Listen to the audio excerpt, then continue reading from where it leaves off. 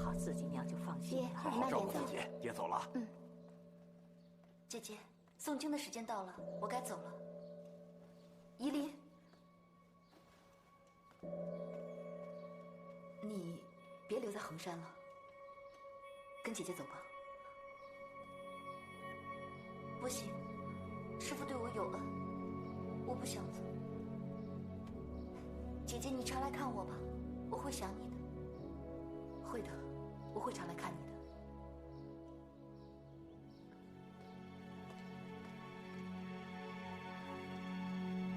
这么多年没见了，看到我应该高兴才是，怎么反而郁郁寡欢？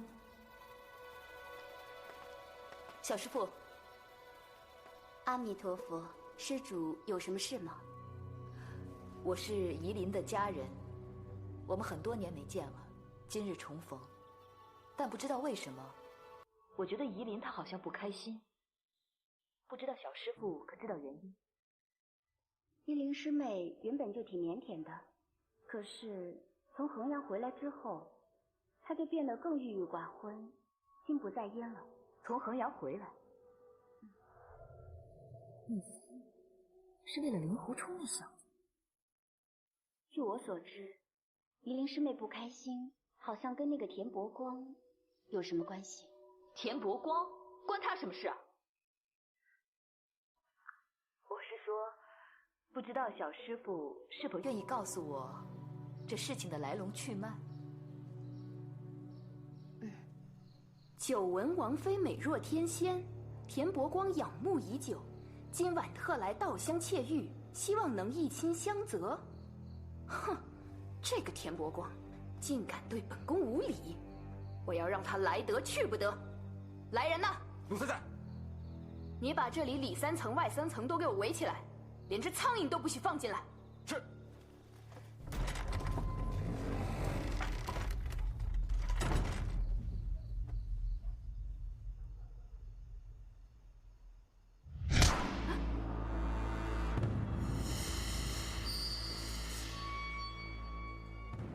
难不成田伯光是名女子？当然不是。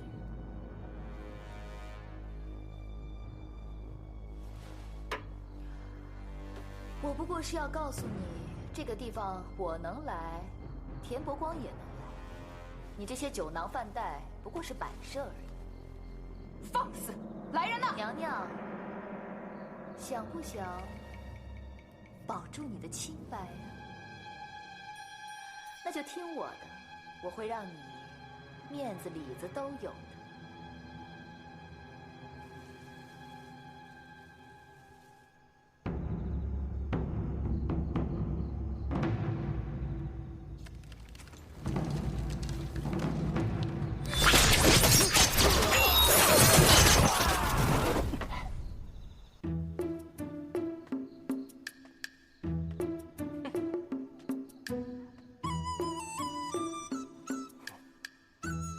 就这么几个人，还想阻拦我？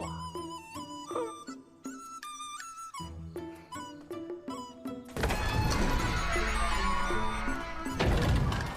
你就是田伯光啊！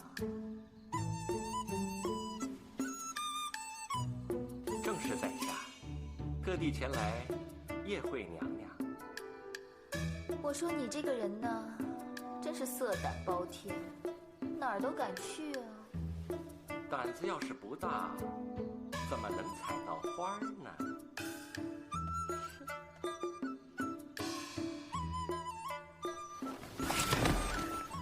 如果你碰得到我的话，我就对你百依百顺。听起来倒是挺刺激的。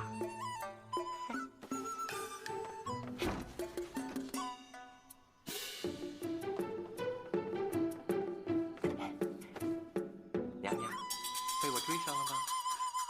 你怎么这么着急呀？佳人当前，要我如何不急呀？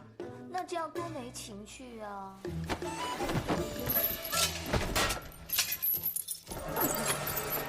这是什么地方啊？这里是净室房，你又那么想要跟我在一起，我当然要给你铲上几刀，让你来当我的贴身太监。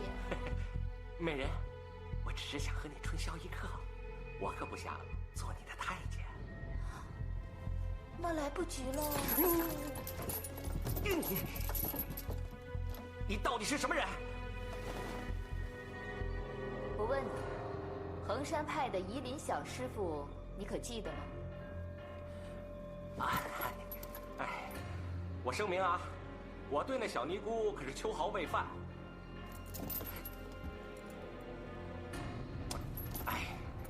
你要是不相信我，我也没有办法。反正我已经被你抓到了，要杀要剐，悉听尊便。可是这太监，我是不想做的。我当然知道你对他是秋毫未犯，否则我要你做的就不是太监，而是断头鬼。当日在回雁楼，你和令狐冲做斗打赌，可还清楚？好，我认。我田伯光言出必行，要杀要剐，悉听尊便。我说你这人呢，也不是一无可取。好吧，做太监这个事情可以暂时缓缓，但是我要你帮我做一件事。美人，你可要搞清楚，我欠的是小尼姑和令狐冲的，我可没欠你的。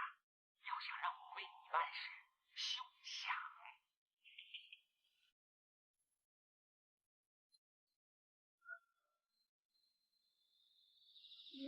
我没有喂你吃什么，不过呢，是喂你吃了一颗貔貅丸，外加点了你的死穴而已。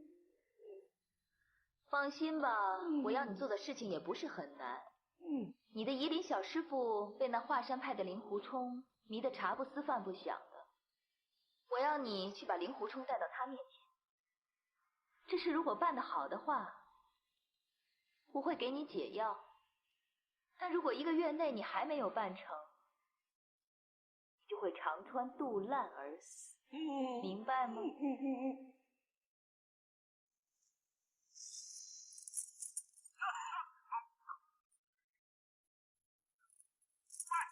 你先放了我呀！你自己想办法吧。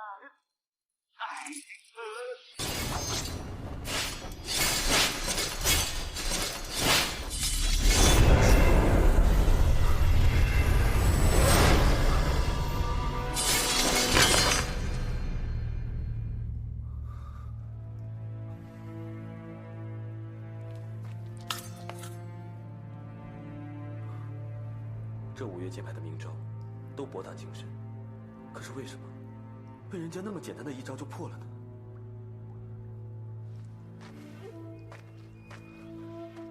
这石壁上的华山剑法，每一招都博大精深，我相信有一些连师父师娘都未必能体会。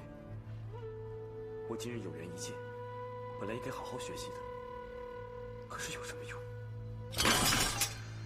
我学的再好有什么用啊？到头来还是被人简简单单的一招就破了，我学来干什么？我应该怎么做？我应该怎么做啊？大师哥，大师哥，快出来呀！大师哥，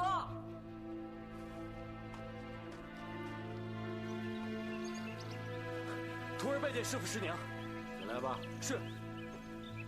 冲儿，我和你师娘刚得到消息，最近田伯光又来到了长安城，而且还犯了好几宗大案子。岂有此理！这个田伯光真的不把我们华山放在眼里。师父，要不然我们就怎么样？师父师娘的身份何等尊贵，根本不值得为那个流氓玷污宝剑的。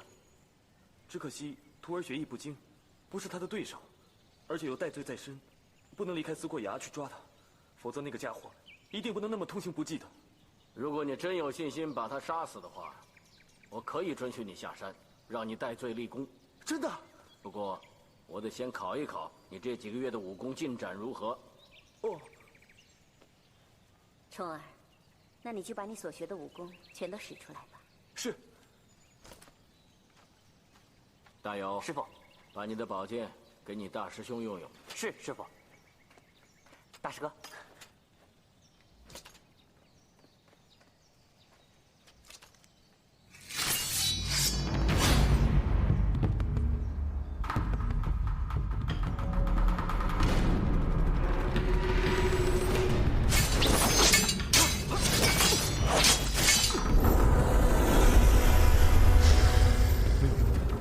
不论我出哪一招，只要简单的击中破绽，任何一招都能被破解。我应该怎么办呢？临阵应敌，居然心不在焉，一场大病，是不是生的把剑法都还给师傅了？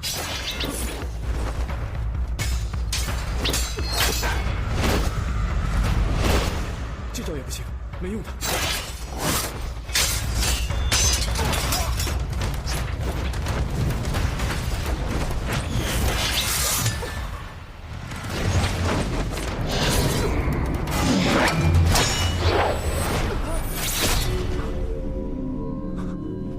你这个畜生！弟子该死！这半年来，你究竟练了什么样的武功？弟子没有练什么武功啊！还说没有？刚才你对付师娘那几招呢？是弟子一时情急，一个不小心使出来的。一不小心使出来的。你知不知道你已经走进魔道了？师兄，冲儿的资质太过聪明，这半年来他自行练功，难免走上邪道。不过现在迷途尚远，及时纠正尚也非凡。冲儿，有很多原因你有所不知，你先起来。谢谢师娘。你们大家都给我听着！25年前，我们华山派本来是分正邪两派。师傅，我们华山派的功夫不就是华山派的功夫吗？怎么还分正邪呀？以前没听说过呀。师傅，那我们所学的一切都是正派了？那是当然了。难道明明知道是旁门左道的功夫，还会去练吗？只是左道的那一支认为自己才是正宗，说咱们这一支才是左道。但日子一久，正邪自变，旁门左道那一支终究是烟消云散。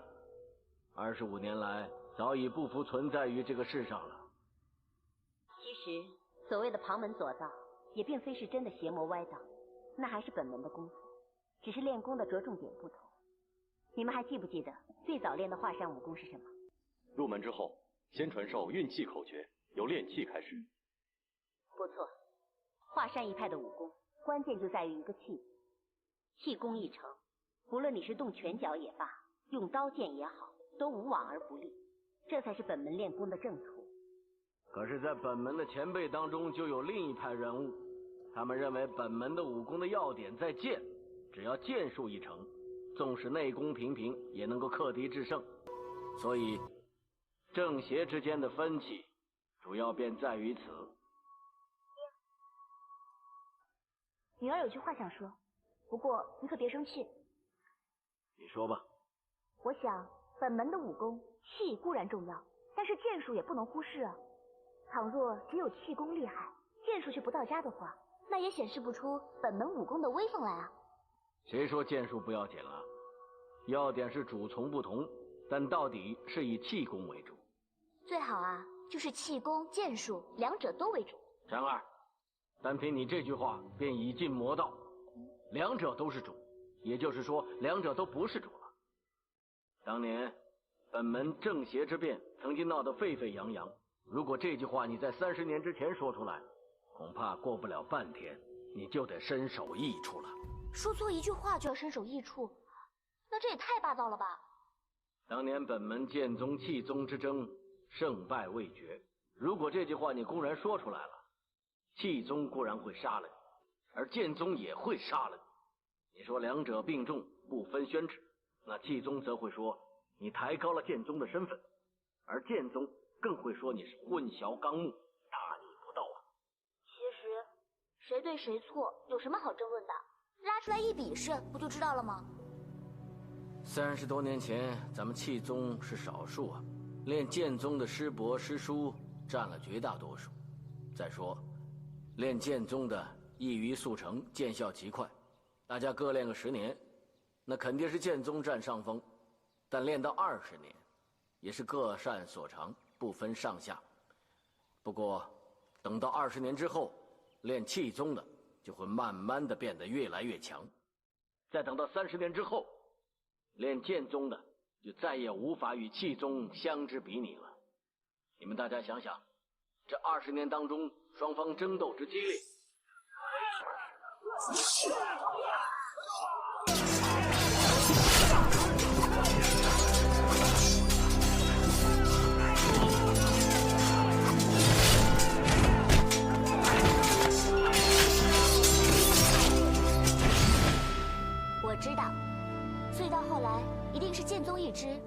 服输了，对不对？可是他们却死硬到底，绝不认输。虽然在玉女峰上大比剑时一败涂地，可大多数人都横剑自尽，就算不死的，则悄然归隐，从此不在武林中露面。哦，大家都是同门师兄弟，比剑的输赢有什么了不起的呀？干嘛这么看不开呢？武学要旨的根本，怎么能是师兄之间比武过招的小事呢？当年派中师兄弟内讧，自相残杀，原本是同门的师兄弟就应该亲如骨肉，搞到最后你杀我，我杀你，残酷不堪。至今我想起在华山上人人自危的情景，还是让我心有余悸。你们大家都听清楚了，这可是本门的最大秘密，你们谁也不许向外泄露。弟子知道。重儿，师父，如果你继续往这条路走下去，不出3年，你必定是剑重于器。那不但会毁了你自己，更会毁掉无数前辈辛辛苦苦用性命换来的武学，而且我们华山派更有可能在你的手中毁于一旦呢。弟子知错了，愿受师父惩罚。你原是无心之过，所谓不知者无罪嘛。原想当年那些剑宗的师叔师伯们，也是本着一番好意，想要以绝顶的武学光耀门楣，只不过一经误入歧途，陷溺既深，到最后终将难以自拔。如果为师不给你当头棒喝的话，以你现在的资质性子，极容易走上剑宗那条抄近路求速成的邪途。重儿，本来这次为师上山，是想把紫霞神功的内力传授给你，好让你下山把田伯光给杀了。但现在看来，这件事恐怕得暂且压后。往后的几个月内，你给我好好的修炼内功，把那些旁门左道的功夫全给忘了，知道吗？弟子遵命。你们大家都听着，当年玉女峰上大比剑，剑宗的师叔师伯们剑气千幻，剑招万变，但是你们的师祖就凭练得了紫霞神功，尽败剑宗的10余位高手，而奠定了本门正宗武学千载不拔的根基。今日为师的教诲，大家都得深思体会。本门的武功是以气为体，以剑为用，气为主，剑是从，气是刚，剑是木。练气倘若不成，就算剑术再强，终归是无用的。但是练气一成，摘叶飞花照样可以杀敌。旁人只道我们华山派是以剑术见长，那未免也太小看我们了。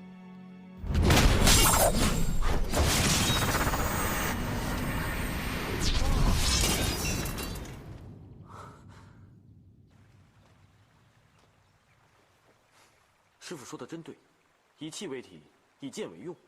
本门的功夫练到最深处，就算是飞花摘草，也可以伤到人。哼！张成云、张成风，如果有我们本派任何一个师兄弟使出有风来意的话，你也许可以破解得了。可是啊，有我师父使出来的话，你可就破解不了了。我真傻，这一样的招式，不同的人使出来，当然有不同的威力了。我们华山派的剑法博大精深，怎么会像你们说的一样不堪一击呢？好，从现在开始，我要好好的修炼，好好练功。你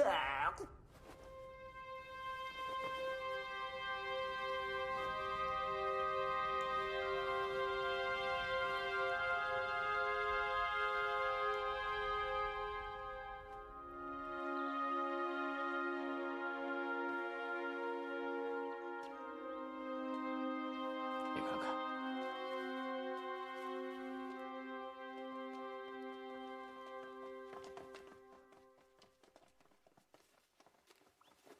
师傅，不知这么急召我们来，有何要事？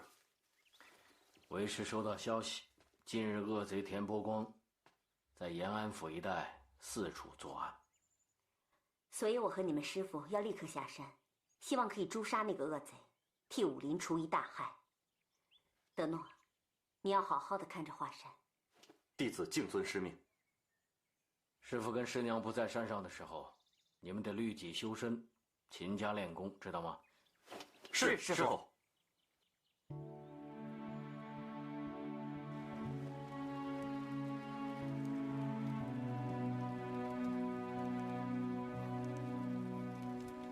这次，多亏了师父及时阻止我，才不至于误入歧途，成为华山派的罪人。以后还是少进度吧，免得石壁上的图形困扰自己。田伯光。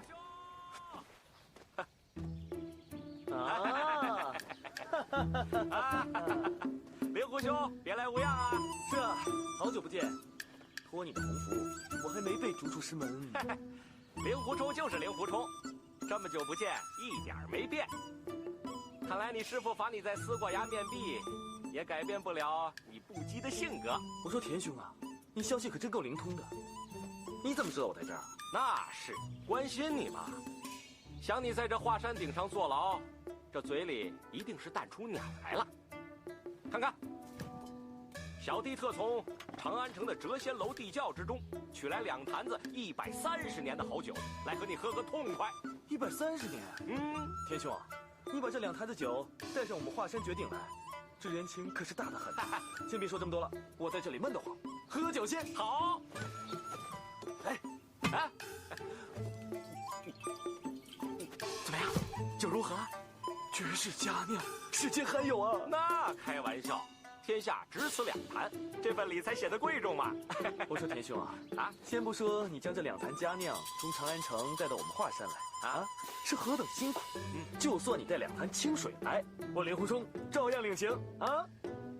真汉子，大英雄，我就喜欢你这一点。哎呀，世人都误传我田伯光是个无恶不作的采花淫贼，啊！我还多次打伤你令狐兄，你们华山上下无不想将我除之而后快。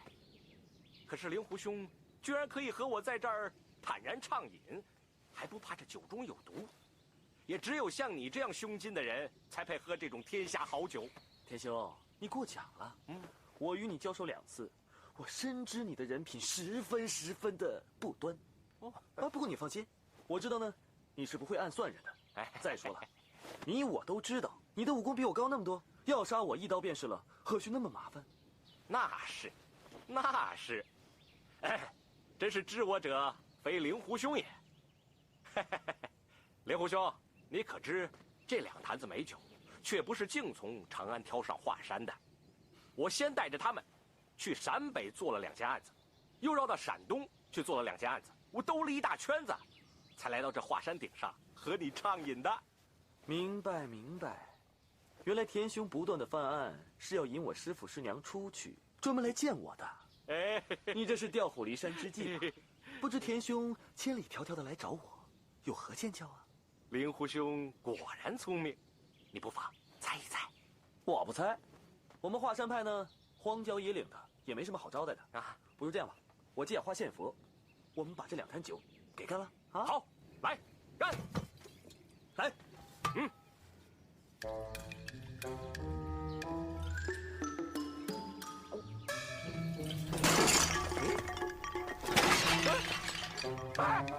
令狐冲，你这是？你田兄，现在酒喝完了，有件事情呢，我得跟你说清楚。其实我跟你呢，道不同不相为谋。你在江湖上作恶多端，全天下人皆知。我呢，愿意跟你对饮3杯。那是因为我看你落落大方，值得我欣赏。先不说呢，你拿这2坛美酒来贿赂我，就算你拿来全天下的金银珠宝，我也不会被你收买的。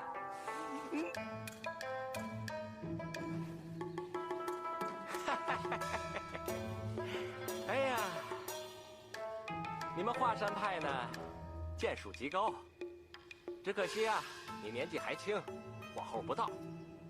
此刻要是和我动刀动剑的话，恐怕还不是我的对手。田兄，你说的没错，10年之内，我也打不过你。对，识时务者为俊杰嘛。哎，是啊，田兄，我令狐冲只不过是江湖上的无名小卒罢了。我想田兄应该不会专程来砍我的头吧？不过你放心，田兄，你要我做什么，我一概都不会答应。喂，我还没说要你做什么，你就这么快拒绝我？什么都不用说了，我令狐冲一言既出，驽马难追。哼，嘿嘿，我就不信你的脖子比我的刀还硬。那也没什么呀，打不过你，跑了。跑？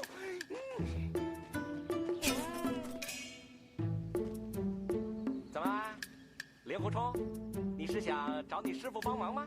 怎么，你怕我师傅啊？怕，我当然怕。如果你师傅来，我也学你跑。哎呀，只可惜你师傅现在是身在百里之外，他怎么回来救你呢？啊？如果你是想找你的那些师弟师妹帮忙的话，我看那就算了。这男的来呢，一定是枉死；这女的来吧，你知道，我最喜欢了。田兄啊，我劝你，我们华山派的女的就别想了。为什么？一个是我师娘，一个是我小师妹，你想怎么着？这样吧，我打也打不过你，跑也跑不过你，你想怎么样？随便你了。你怎么赖地上啊？快起来，快起来！哎呀，令狐兄，千万别误会，我呢是有件事情请你帮忙。哎，这件事对你是有好处的，将来你说不定还要谢谢我啊！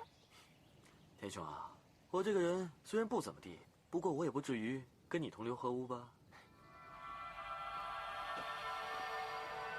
那当然，你令狐冲乃是名门正派，华山派君子剑的得意大弟子，又怎会和我这种江湖草莽同流合污呢？哼，早知今日，何必当初啊！你到底想说什么？快说吧！哼，莫非你贵人多忘事？当日在回雁楼，你我曾有同桌共饮之意。我还以为你想说什么呢？我这个人一向嗜酒如命，我跟很多人都喝过酒的。这有什么呢？还有，我们在群玉宴还有共嫖之雅。嫖你个妹呀！我身受重伤，在那边只是养伤而已，你何嫖之有啊？哟，你当时左手牵一个，右手搂一个，那还不算嫖？我警告你啊，你要说我嫖或怎样都可以，可是夷陵小师妹是个出家人，如果你再出言不逊的话，小心我对你不客气。哎，我知道你是要维护你们华山派的清誉。不过呢，你当日对那小师傅太过热情，当着人家师傅的面，啊，对人家上下其手，无所不为。哟，我田伯光还真是羡慕你艳福无边呐！无什么边呢？别乱说了。这件事啊，你也不必抵赖。如果不是你当日对人家小师傅无礼，那小师傅现在也不会对你日思夜想。哎，我明白了。你明白了？你明白了？真明白了。哎呦，原来啊，那2坛美酒是你的夷陵小师傅托付你特意给我送过来的吧？哎呀，这个夷陵小师妹对我可真好啊！混账！令狐冲，你可别没良心呀！是，哎，这次我来华山呢，的确，跟那小师傅有点关系。不过这2坛子美酒，却是我田伯光对你的一点心意。哎呀，师傅就师傅，有什么不好承认的？再说了，这个夷陵小师妹，她是衡山派的高徒，她肯收你为徒，你已经3生有幸了。行，我说不过你。可是，你一定要跟我下山。我就不跟你下山。你还不知道我要带你去哪儿呢，你就拒绝了。我想带你去见夷陵小师傅。什么？你说什么？你又把夷陵小师妹给抓起来了？你胆子好大！你连你师傅都敢抓？我呸！好，令狐冲，枉我把你当朋友，你居然自从上回回雁楼之后，我都一直不敢对小师傅无礼，这一点请你放心。哎，可是自从那天起，那小师傅为你是茶饭不思啊！你要是不下山，我怎么跟人家交代呀？相不相似是他的事情，我就不下山。要不你把我杀了吧？不，我是要你跟我下山，我又不是要你的命。我也只是不想下山，我也不想你要我的命啊。好，好，你根本跟我下山。想不到我令狐冲居然要命丧4过崖了。来吧，来吧，来啊！这。算了，能认识你也算是3生有幸。这样吧，我们俩打个赌。赌什么？30招之内，如果田某输了的话，我立马拍屁股走人；如果我侥幸赢了的话，你就得乖乖的跟我下山，怎么样？怎么样？哟，华山派大弟子令狐冲不敢接我田伯光的快刀，连30招都不敢接，很丢人呐！行了，别吵了，赌就赌谁怕谁啊！君子一言，驷马难追。5马，请。来吧。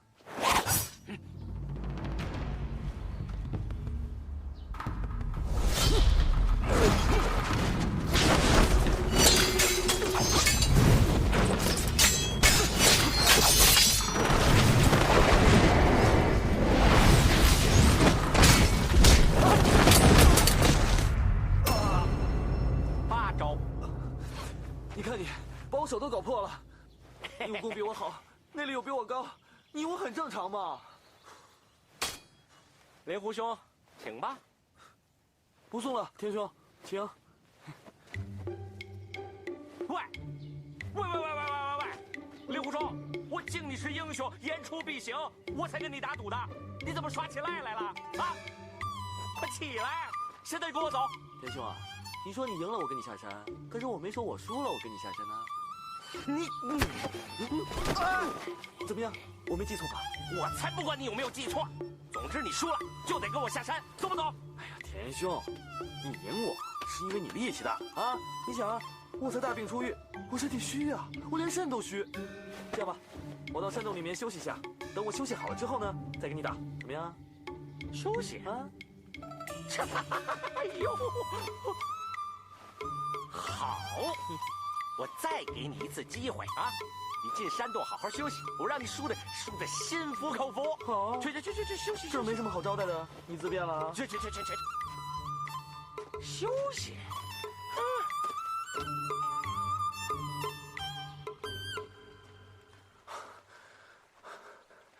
怎么办？这个田伯光和泰山派的天门道长打过，又和北岳衡山派的夷陵小师妹打过。我刚才又使出南岳剑派莫大先生的快剑，却也奈何不了他。怎么办啊？怎么办？不对，还有嵩山派。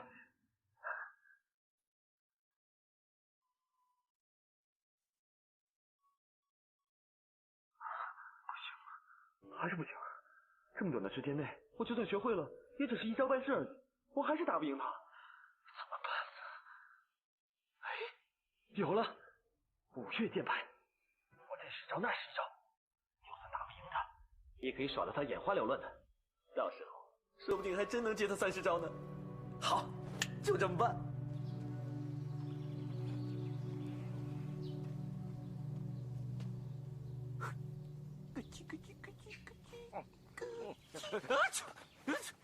让你久等，真是抱歉啊。令狐兄，那你休息的好不好啊？快，我们赶紧打，打完了我们赶紧下山啊！我现在是又困又饿又累。哎呀，怎么了啊？何以唉声叹气啊？我在想啊，日后我们在山下见面，一定是以死相拼，很难有像今天的机会一样彼此切磋武艺啊。令狐兄，田某早就说过，能结交你这个朋友，总算是此生无憾。令狐兄，请。又怎么啦？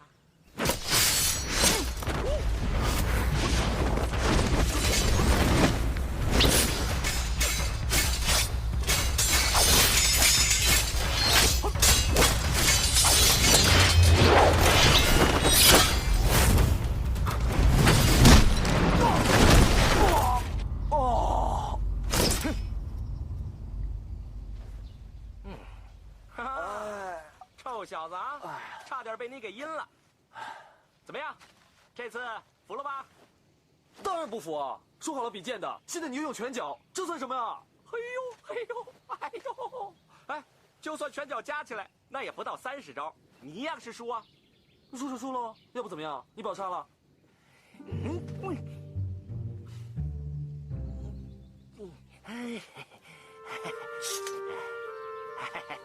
来，灵狐兄弟，地上脏啊！来。哎呀，灵狐兄弟，我田伯光这次上山来，就是想请你和依林小师傅见上一面，不是有意要为难你啊。当初我让你拜夷陵小师妹为师傅的时候，你是千百个不愿意的。现在呢，你又千方百计的让我下山去见夷陵小师妹，怎么，对她动情了？啊，没那回事。那就是另有隐情了。实话跟你说了吧，总之是我田伯光倒霉，我被人点了死穴，中了奇毒。要是不能把你弄下山的话，1个月之内就会毒发身亡而死。哎，令狐冲，我告诉你这些，不是祈求你的垂怜，是要告诉你，无论如何，我是一定要把你弄下山的。你要是当真不肯去，嘿嘿，我田伯光可是什么事儿都做得出来。反正江湖上传我是无恶不作，我现在在这生死关头更是毫无顾忌。哦，田兄，说的我都开始有点同情你了，是不是？虽然我不知道是哪一位高手这样的恶作剧，给田兄出这样的难题。我虽然不知道你身上中的什么毒，但是我知道再重的毒呢，都有办法可以解。那你为什么非要在我身上打主意呢？点穴下毒的人，那也不必提了。要想解此死穴奇毒，除了那个下手之人，就剩下那个什么杀人名医平一指了。不过我相信，他肯定是不会帮我解救的。那你就跪下来求他呀，要不然拿刀相逼，他肯定会救你的。哎呀，臭小子啊，你还有心情说风凉话啊？总而言之，我田伯光固然是活不成，你也休想平安大吉。好吧，既然你这么求我的话，那我就再给你一次机会，再跟我打一次。还打？只要你打得我心服口服了，我就跟你下山了。不过在那之前呢，我要进去休息一下，稍等啊。他使的剑招五花八门，不仅松横华泰各派的招数都有，而且招数精妙。莫非这山洞之中竟有五岳剑派的高手聚集？站住！哎呀，又怎么了？哎呀，这山洞里面阴暗潮湿，灵狐兄，你何不把他请出来，给我引荐引荐？引荐什么？装傻。为什么你进洞一次出来以后，便多了许多古怪的招式？如果这洞里没什么高人指点你的话，你怎么会进步得这么快呢？啊！倘若给他见到石壁上的图形，那可大大不妥。那我就实不相瞒了啊！里面的几位高手说呢，如果跟你交手的话，有失身份。我呸！我看他们也是浪得虚名，沽名钓誉。嘿，他们出来也未必会是我田伯光的对手。那好啊，你这么有兴致的话，你自己进去向他们请教请教，看看他们愿不愿意教你。他要我进山洞，为什么顿时就喜形于色？看来山洞之中必有对我大大不利的埋伏，我还是站在洞外的好。就算那10个高手一涌而出，我虽然斗不过，逃总逃得掉。何况既是五岳剑派的前辈高手，倒绝不会联手对付我一个后生晚辈。切，嘿，什么狗屁高手前辈，我看也就是些浪得虚名之辈。哎，要不然他们教你的招式，怎么连我田伯光30招也打不过？哦，臭小子，你跟我耍诈是不是？哎呀，要说你们五岳其他4派尚有什么高人前辈的话，我姑且相信。可惜，你们华山青字辈的高手，在当年一夕之间尽数暴毙，应该没剩下什么高人了吧？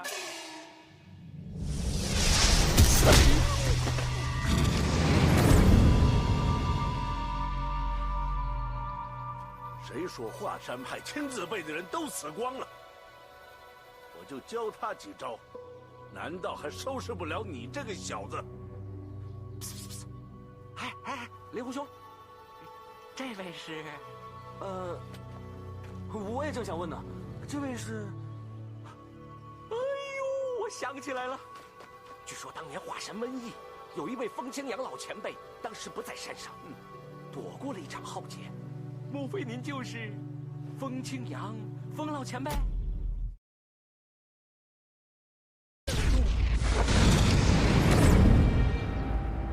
谁说华山派青字辈的人都死光了？哎呦，我想起来了，据说当年华山瘟疫，有一位风清扬老前辈，当时不在山上，躲过了一场浩劫。莫非您就是风清扬风老前辈？风清扬？难得世上还有人记得我风某。现在华山派的弟子是越来越不像话了。好，既然你叫我教，那我就教你无妨。好。风老前辈，您慢慢教，我去放个水。好好学啊。前辈，其实和他斗上几招又有何难？我就教你30招，只是这些招你平时都学过，只是把次序兑换一下。你记住了，第一招白虹贯日，然后是有凤来仪，接着就是一招金焰横空，然后是结剑式，之后是旭日初升，风伴流云，烟雨飘渺，苍松迎客，晚月朗星，幻眼云烟，钟鼓齐鸣。你叫令狐冲？啊，我叫令狐冲。令狐冲，这30招要记住不容易。这30招就是要一气呵成，以你现在的修为，好，真的不容易，试试看。好，我试试。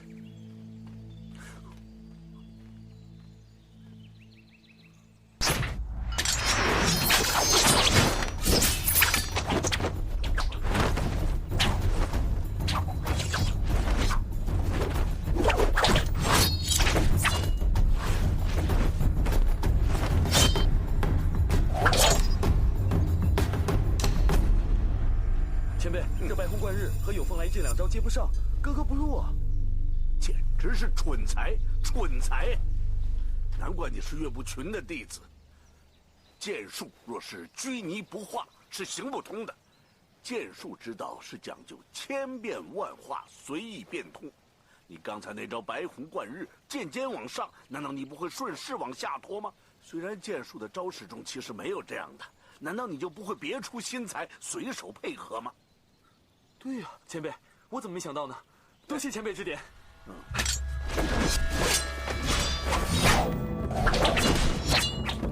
对是对了，但是斧凿痕迹太深，太笨拙了。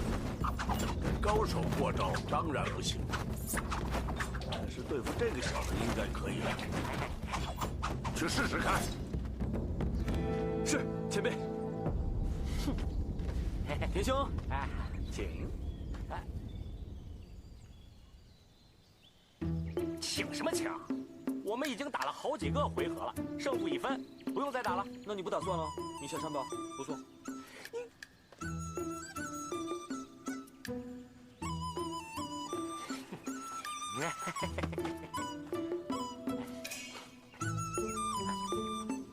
风老前辈，我田伯光是后生小辈，不配和您过招。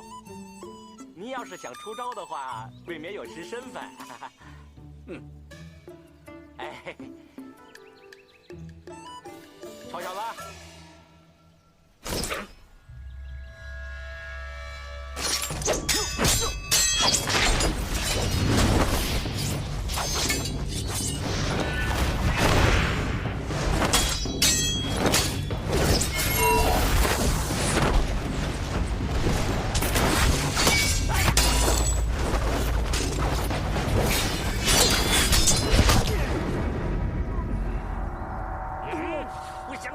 我下山！我不跟你下山，我跟你打100回合，是你输给我的。我不管你100招200招，反正你输了就跟我下山。我就不跟你下山，你输了就得跟我下山。我跟你妹下山，你妹！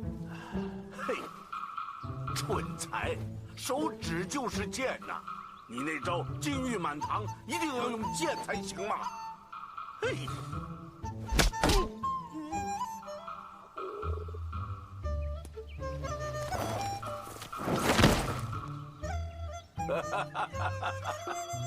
好，跟我来。是。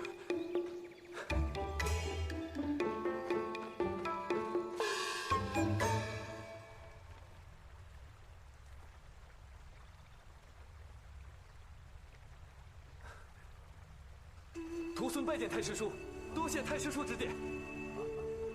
起来，起来，起来，起来！谢太师叔。怎么，现在还觉得我招摇撞骗吗？徒孙不敢，不过徒孙可以亲眼看见太师叔，真是三生有幸啊！哎，太师叔，你肚子饿不？你肚子饿的话，我去拿些干粮给你吃，啊！啊，不用。哎呀，好久没有晒太阳了。他被你戳中了膻中穴，凭他功力，1个时辰后便会醒转，那时仍会跟你死缠。你再将他打败，他便只好乖乖的下山去了。你制服他以后，须得逼他发下毒誓，关于我的事，绝不可泄露1字半句。徒孙明白。不过太师叔，这个徒孙刚才取胜，不过是出其不意，只是侥幸而已。如果真要论剑法的话，徒孙恐怕赢不过他的。你记着，你是岳不群的弟子，我本不想传你武功，但我当年曾立下毒誓，有生之年绝不再与人当真动手。那晚我试你剑法，就是要告诉你，你使的华山派玉女19式，使得不怎么好，要不然怎么可能从你手中把这剑弹去了？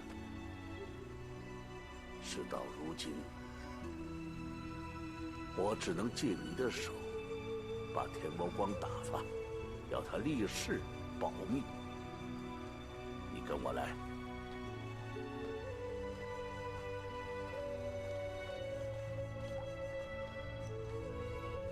你看，壁上这些华山派剑法的图形，你大都已经看过记熟，只是使将出来，却全不是那一回事。哎，岳不群那小子当真是狗屁不通啊！你本是块大好的材料，却被他教得像蠢牛木马。太师叔骂我师傅，我不跟你学了。哎呦！耍小孩子脾气是吧？嫌我骂你师傅，我好，那我不骂他行吗？这样，你师傅叫我师叔，我叫他小子，这总可以吧？只要太师叔不骂我师傅，太师叔要徒孙做什么，徒孙就做什么。哎，现在倒好像是我求你学艺似的。这些剑招，就是本门的绝招。但是大部分都已经失传了，连你师傅都不知道。剑招虽精，但是一使出来，终给旁人给破了。太师叔的意思是不是要剑法浑成，敌人就无法破解了？你这小子果然资质不错，领悟性强。魔教的长老是些了不起的人。都是有聪明才智的人，他们把五岳剑派的招都化解得清清楚楚。但是他们不知道，任你的武功再强，招数再精，也敌不过人家的阴谋诡计、机关陷阱。要是你落入人家安排的机关陷阱里面，就算你武功再强，也使不出来。果然是魔教长老，董兄弟说的竟然是真的。莫非我五岳剑派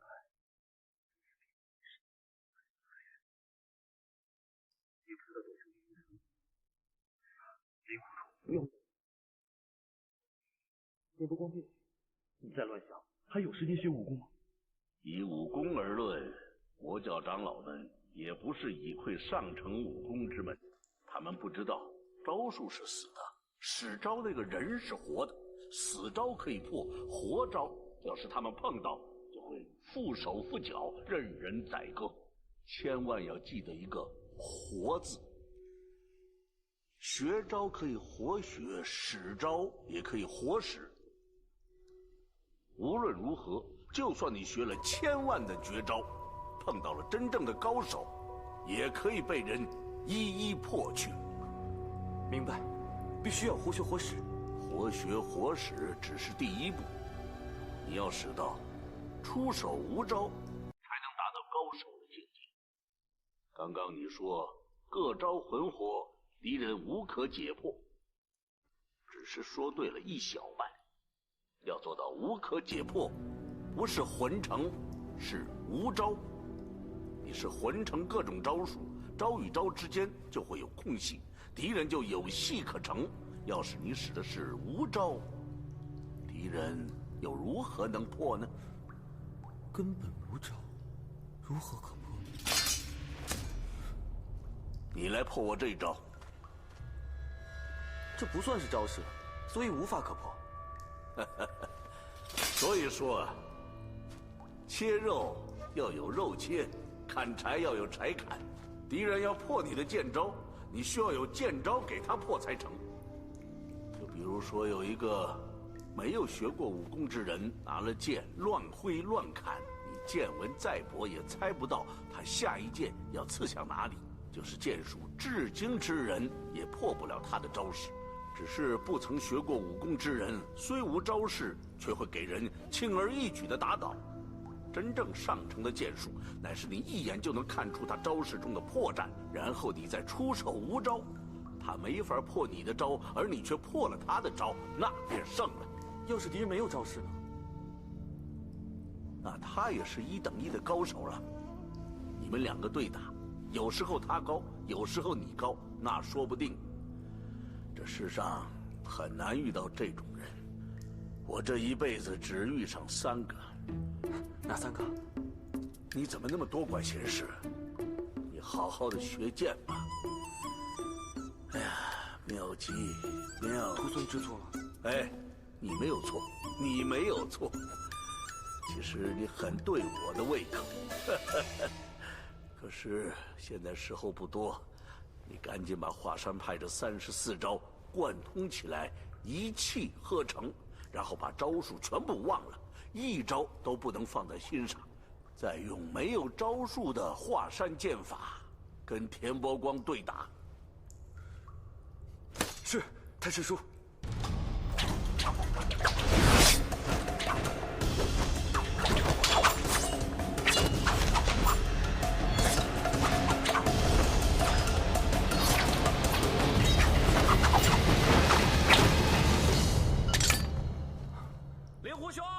请你出来，咱们再比。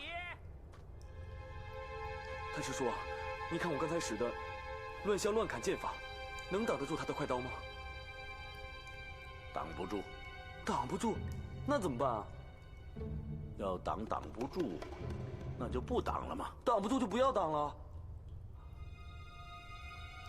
啊，我明白了，太师叔，你的意思是说，他既然要我下山，自然不会要我的命。我呢，不要理会他的刀法，只要顾着自己进攻就行了，是不是，太师叔？嗯，好。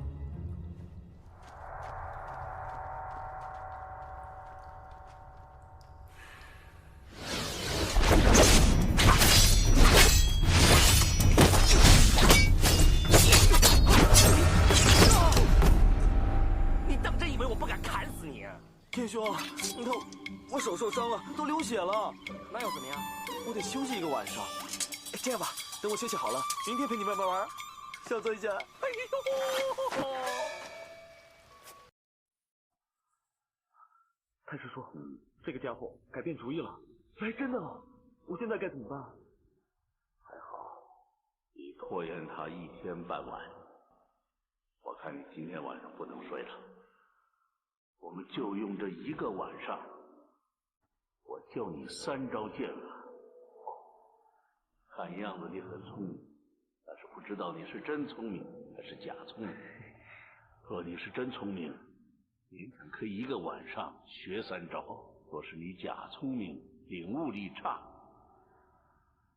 那就明天早晨你不用跟田伯光对打了，提早认输，乖乖的跟他下山去吧。3招，你以为一个晚上学3招很容易吗？不，徒孙不是这个意思。如果徒孙不能在一个晚上学会这3招的话，我宁可一刀给他杀死，绝不屈服，随他下山。这3招剑法非比寻常，要是一个晚上学会3招，这是强加于人。第2招我们暂时不学，我们就学第1招跟第3招。光是第1招就有365种变化，要是其中一个变化使不好，那第3招你就不用学了，难了。挥妹驱无望，无望驱同人，同人驱大有。甲转丙，丙转庚，庚转癸，子丑之交，辰巳之交，午未之交。风雷是一变，山泽是一变，水火是一变。乾坤相击，震兑相击，离水相击。3增而成5，5增而成9。钟儿，我光学1招就用了3个月，要是一晚上学2招，那可是太不容易了。你想，归妹驱无望，钟儿，你听到我讲什么了吗？哦，太师叔说归妹驱无望，无望驱同人，同人驱大有。后面呢？甲转丙，丙转庚，庚转癸，子丑之交，辰巳之交，午未之交。风雷是一变，山泽是一变，水火是一变。乾坤相击，震兑相击，离巽相击。3增而成5，5增而成9，对吧，太师叔？这独孤九剑的口诀，你学过吗？徒孙没学过，徒孙也不知道这叫独孤九剑啊。你没学过，那怎么会背？太师叔刚这样念的。你记性这么好，那就有办法了。你听着，独孤九剑的第1招总诀式有种种变化，用以体演这篇总诀，线下且不盲学。第2招是破剑式，用以破解普天下各门各派的剑法，线下也不盲学。第3招破刀式，用以破解单刀、双刀、柳叶刀、鬼头刀、大砍刀、斩马刀。田伯光使的是单刀中的快刀法，今晚只学专门对付他刀法的这一部分。哇，这独孤九剑如此精妙，徒孙还真是闻所未闻啊！这第3招就是以轻御重，以快制慢。田伯光的快刀已经是很快了，但是你要比他更快。你现在年少，比他快很容易，但是胜负就很难预料了。至于我这老头子又要比他快，那就很困难了。但是你要知道他出的是什么招，你比他出手更快，他手一动，你的剑已经放到他要害上了。你想想，他的招数怎么使得出来呢？那就是料敌先机的法门了。当然了，我现在就是要教你料敌先机的法门，可以制服田伯光的快刀。跟我来。料敌先机。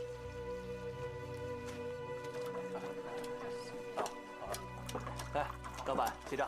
好嘞，慢走2位。2位再加点点心啊，不用。 2位客官是吃饭呢，还是住店？掌柜的，向你打听个人，这2天可有一位姓丁可以住在这里啊？哦，在外面那间。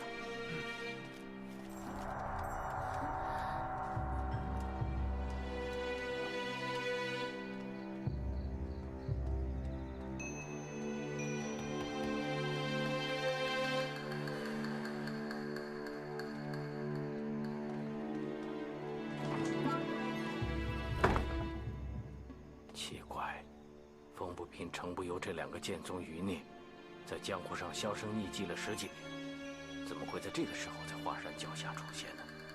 还有，那屋里面的那个人究竟是谁呀？跟着他们，一切就明白了。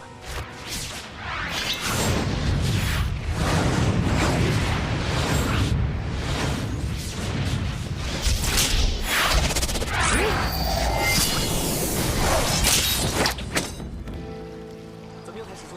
我想的怎么样？只是时间太匆促了，你已经学得不错了。多谢太师叔。哎，太师叔，徒孙有一事不明，为何这剑法的种种变化，皆是进手招数，只攻不守？独孤九剑有进无退，每一招都是进攻，你的敌人只能退守，自己就不用去守了。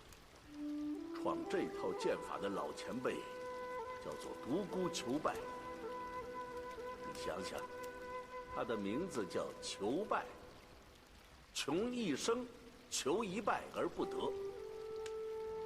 他是这剑法天下无敌，又何必要去守？要是有人让他回剑去守，他自然会心花怒放，喜不自胜了。这位前辈仗剑江湖，无敌于天下，连找个能接他一招的对手都难，为师令人可敬可佩。等田伯光一走，我定要求太师叔教我这门剑法。令狐兄，天亮了，睡醒了没有？快出来啊！你出去跟田伯光对打，让他踢下华山。是，太师叔。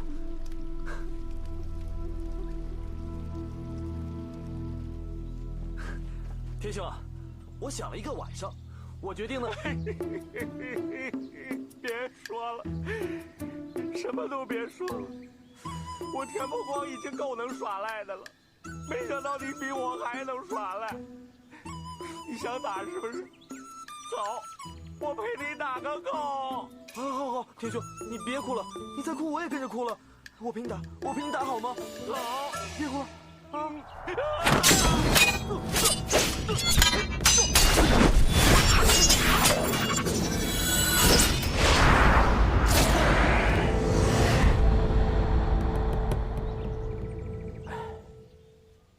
风清扬老前辈剑术如神，当世无人能敌。臭小子，恐怕今后我是赢不了你喽。哼，算了，天兄，之前你有好多机会都可以把我给杀了，可是你没有那么做。这一次啊，就算我还给你的。哼。不过呢，我要你答应我一件事情。说。我风太师叔隐居山林多年了，我呢不希望他被外人打扰，所以我希望他的事情啊，你不要向外人泄露半句，可以吗？好，我答应你。够爽快！臭小子，我是越来越喜欢你了。你听好了，没完。我等你。好。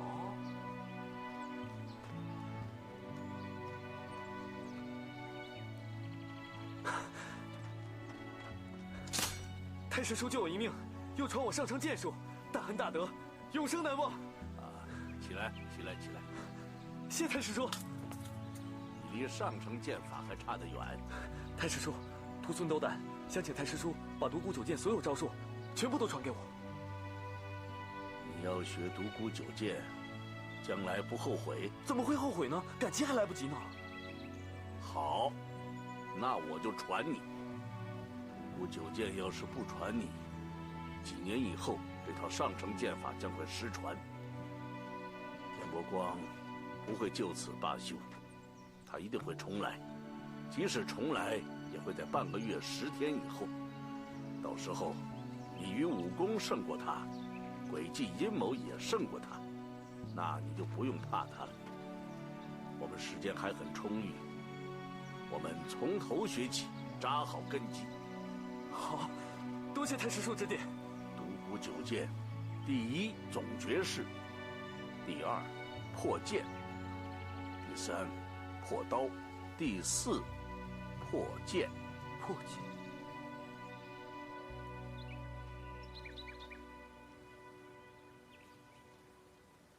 姐姐，你带我来这里干什么？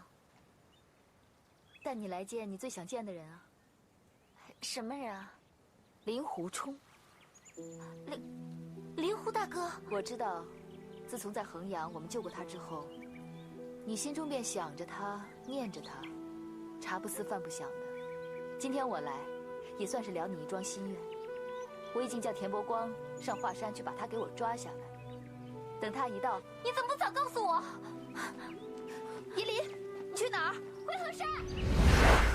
依林，姐姐，令狐大哥已经有自己心爱的人了，而且我是出家人，跟他根本不可能。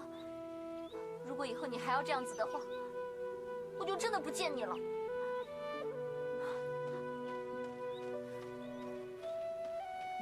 依林呀，依林，你都不知道你有机会喜欢一个人，已经很幸福了。有很多人就算喜欢，也不敢说出口，只能默默地藏在心里。你明白吗？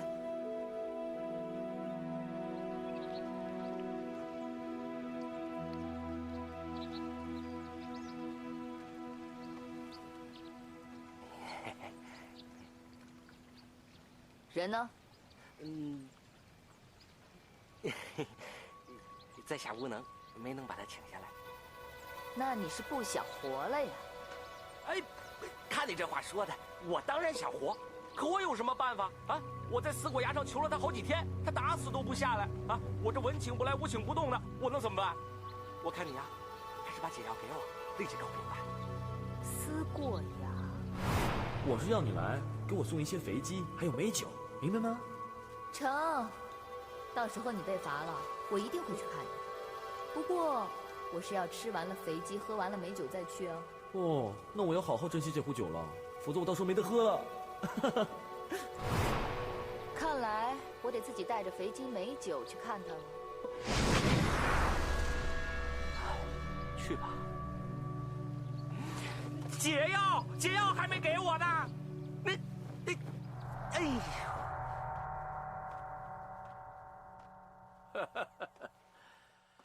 年轻就是好啊，说学剑就拉着我老人家不睡觉，说睡觉，倒个头就打呼噜。也罢，出来透透气。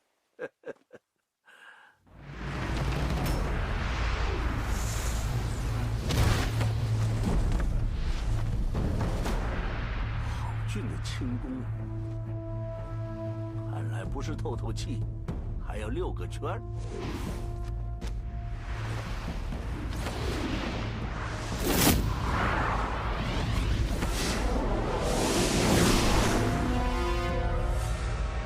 哪里来的小子？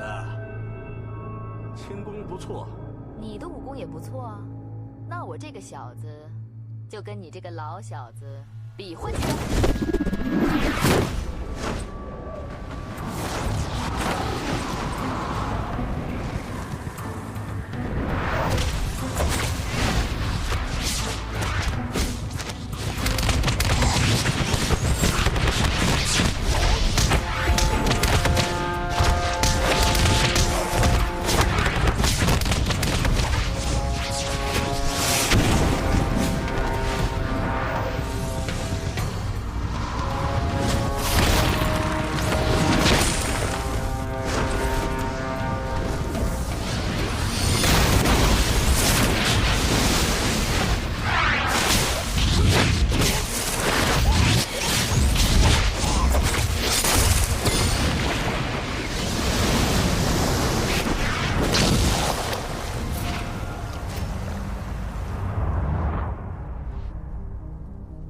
小子，我已经封建多年，不想跟你动手，还是罢斗吧。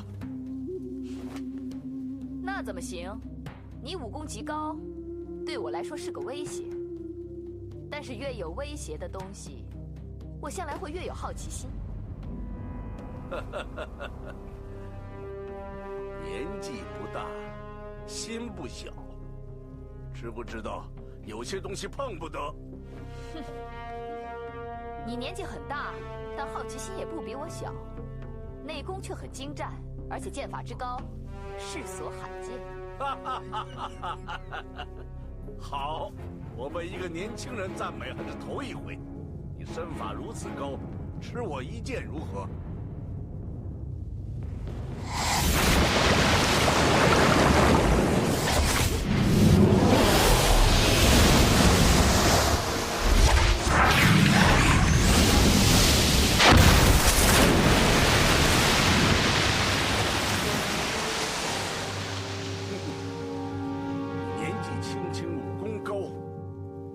华山有何企图？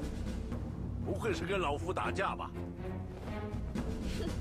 我说我来思过崖是送饭的，你信不信？哎，好了，不陪你玩了，饭都凉了。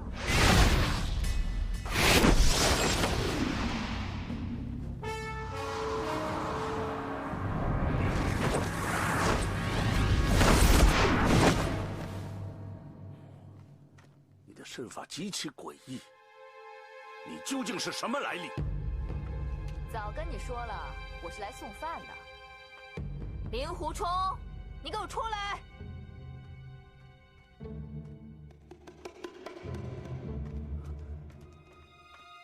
董兄弟，怎么是你啊？哎，太师说，他是屠村的朋友，曾经救过我的命。你怎么会来这里啊？我来履行我的约定啊。没想到你真的被关到思过崖来了。既然如此的话，我只好带着肥鸡美酒来犒赏你喽。不料一来到这里，就遇到这位精通剑术的老人家。哎，他是你太师叔啊？虫儿，果真是这样吗？不然还能怎样？饭菜都被你弄凉了，一会儿你不许吃啊！董兄弟，不许无礼！我太师叔是前辈高人，我不许你这样说话。算了算了。既然认识，那就无话好说。虫儿，他武功很高，小子，我没有胃口，你的饭菜我蹭不上。你们说话，我休息去。太师叔，屠村的朋友跟你开玩笑呢，你可别放在心上。那是当然了，我要睡觉。你太师叔倒是挺有趣的。你还敢说呢？你刚才差点得罪他老人家。我又不怕他，他威胁不了我，我也威胁不了他，我们谁都不怕谁。你武功真有这么高？哎，算了算了，不讲这个了，喝酒去，先喝酒吧。别急呀，我问你，这山洞里面可有坐的地方？躺的地方都有。走了。酒鬼。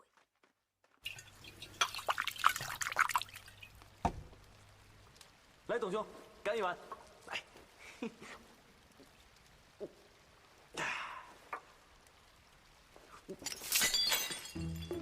董兄弟，你怎么了？我哪里得罪你了吗？我说男人都不是什么好东西。怎么突然说这个呀？那你不是男人吗？你不要岔开话题啊！我问你，你不是已经有了你的小师妹了吗？干嘛还去招惹那个小尼姑？小尼姑？你知不知道她为了你，活得很痛苦？啊，你说夷陵师妹啊？她怎么了？就像被你灌了迷魂汤一样，睡也睡不好，吃也吃不好。现在一心一意就想着你。不会吧？我跟她没什么的。哎，董兄弟，我说你现在为什么突然关心她了？上次在群玉院你还不闻不问的，你知道吗？那天你走了之后啊，我们差点被嵩山派的人杀死。因为我是他大哥。大哥？结拜的？至亲兄妹。啊？我们走散了很多年，直到最近才相认。他过得很辛苦，我欠他很多，希望他过得好，你可以明白吗？明白。哎，董兄弟，不过这样更好。你呢？干嘛？你呢？帮我跟他解释清楚，我对他没有任何的非分之想。我啊，无意间救了他，也只不过是一路通行罢了。我从来没有想过让他喜欢我，我也不想跟他发生任何关系，好吗？果真如此？真的？你不信啊？我们男人哪一个不是朝三暮四的？说的话能信吗？你不信就算了，反正我也没奢望你相信我。做错事情口气还那么大。你说什么啊？我做错什么事情了？你凭什么这么说我？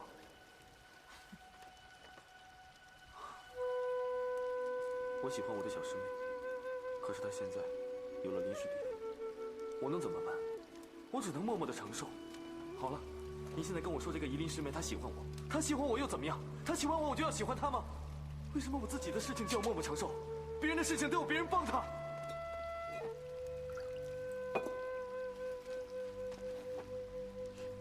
怎么你的小师妹不喜欢你了？其实夷陵不错的，我看你们不用再说了，感情的事情不能勉强的，更不能取代。我又不是故意要刺激你，我也不知道你的事情，我只是希望我的妹妹可以快乐一点啊。算了，跟你没关系，是我自己的问题。这样吧，等我面壁完之后，再陪你下山，跟夷陵说个清楚。我相信，他应该不是不讲情理的人吧？那你要面壁多久呢？哼，还早着呢。师父罚我面壁1年，现在连半年都不到。要半年这么久？那不行，我现在就要带你走。东兄弟，我知道你武功高强，我打不过你。不过，你用强逼的办法带我走，我是不会跟你下山的。哼，这事情岂能由你做主？必须得我做主，我不能违背门规。如果董兄弟真的不顾情义的话，那我也无话可说了。那我可不管，我现在就要带你下山，跟夷陵解释清楚。好，如果董兄弟硬要相逼的话，我令狐冲，我有意思。你，哎，反正我烂命一条，你自己选择，看你是要等我面壁完之后呢，还是要带一个死的令狐冲下山，你自己选。哎，来嘛！哎呀，别玩了，董兄，啊，你看。酒也喝了，菜也吃了，对吧？天色也不早了，你也该回去了。如果你以后还想来看我的话，我随时欢迎，好吧？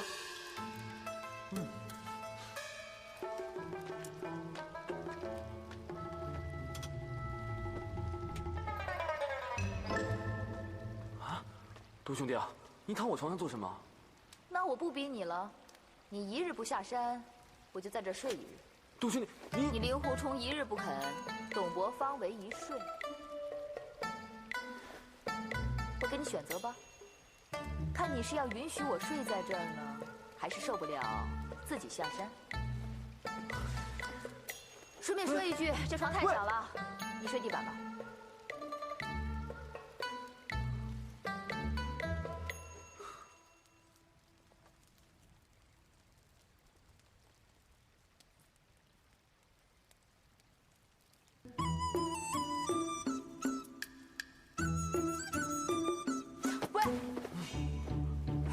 怎么了，董兄弟？你怎么会睡在我旁边啊？两个大男人睡在一起有什么关系啊？干嘛嘛？啊，干嘛？我不习惯跟人家一起睡。这里只有一张床，下面又那么冷，你真的忍心让我睡下面啊？你就将就点吧。干嘛呀？不能将就，我是客人，你让我滚下去。什么客不客人呢？咱俩不是兄弟吗？睡吧，快睡吧。我宁愿冻死，也不要跟猪一起睡。你骂我是猪？是你自己说的。你干嘛？想打我？你打得过我？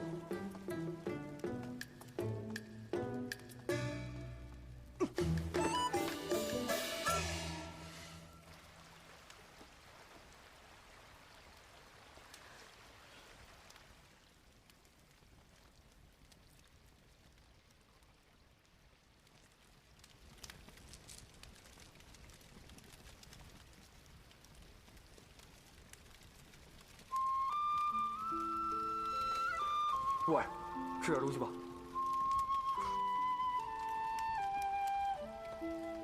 这火是你生的？是啊。我骂你，你还给我生火？没办法了，谁让你曾经救过我的命？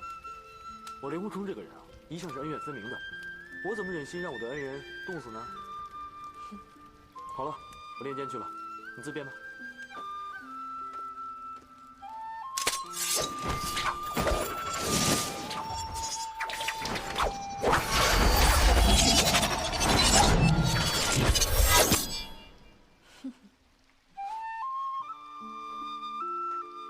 怎么了？哪里不对了？你这套剑法极为神妙，我刚看出了些门路。刚才你那几招，似衡山剑法，非衡山剑法；似华山剑法，但其中又夹杂了嵩山、泰山的剑招。如此出招，倒像是完全没有招式可言。哎，董兄果然眼光独到。我刚才确实是随意耍的，没有招式可言。可是啊，我还是抛不开一些固有的剑性。你这门剑路我虽然不熟，但以其妙处推想，应该是敌愈强则剑强。如果说敌人武功不高，那么你这剑术的精要处还是完全运用不上。如果说敌人武功高的话，才能够将你这剑术种种精微之奥妙，完全发挥得淋漓尽致。董兄说的没错，可是在这里又没有人跟我过招，嘿嘿，除非董兄你肯让我给你喂招啊？可以吗？看在你为我生火的份上，便宜你了。来。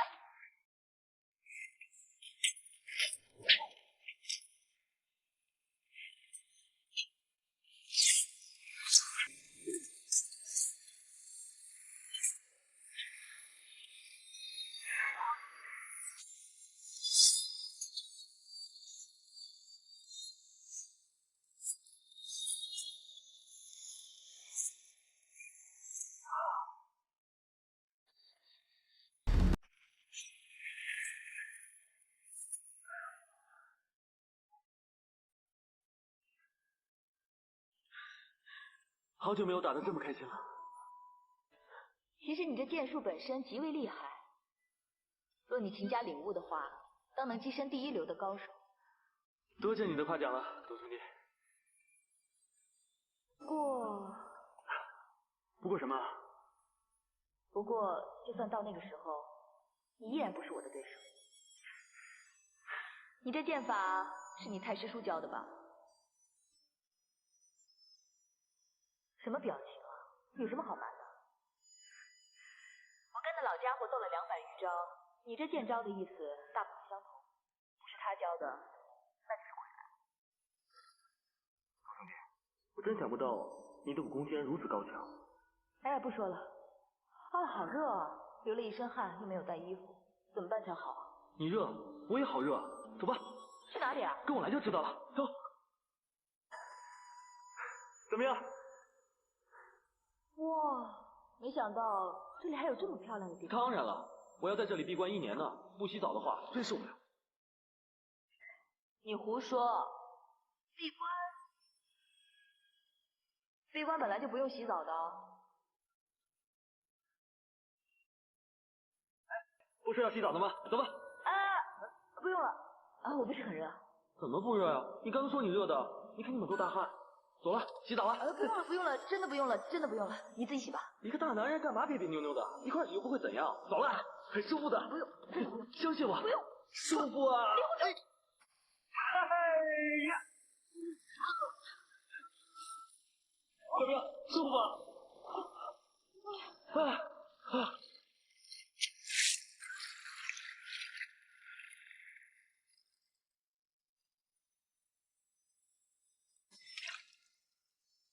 你是女的？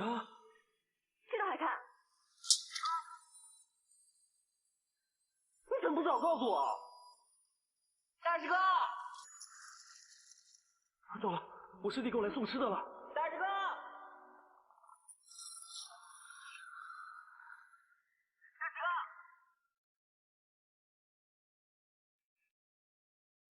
带什么好吃的？这还用问吗？保证都是你平时最喜欢吃的。是吗？快！你看，哇，还有这个，太好了！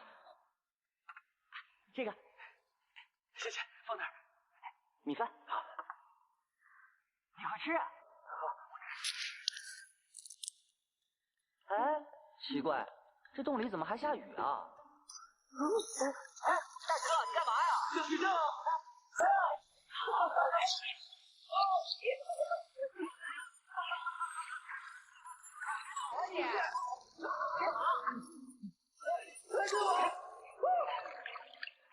我来了，你等着。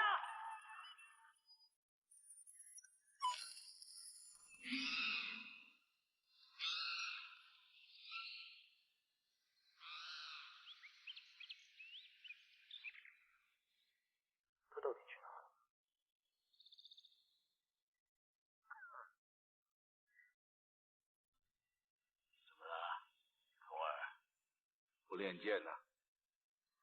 董兄弟不见了。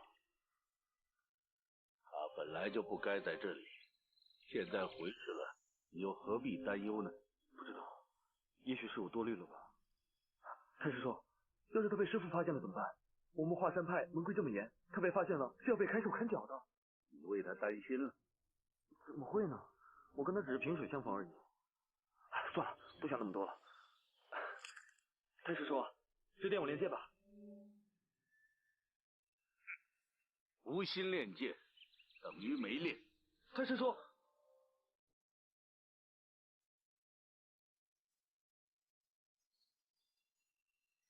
董兄弟，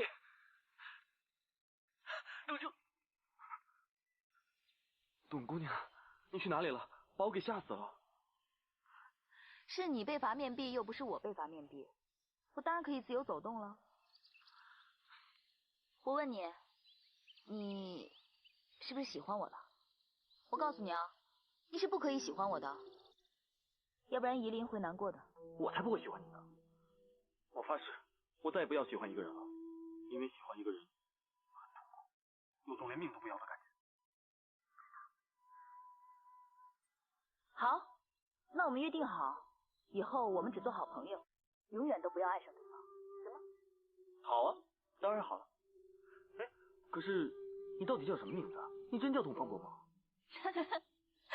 我是一个姑娘，怎么会有那么雄伟的名字啊？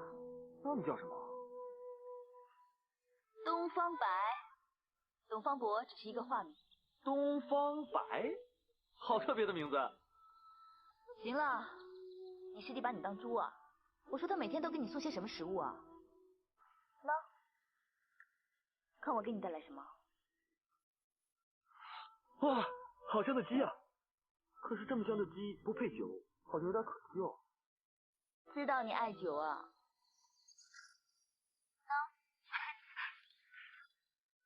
知我者乃东方白哦，走，进去喝。没想到你穿女装还很漂亮的。世间多少痴儿女，爱到深处不愿游。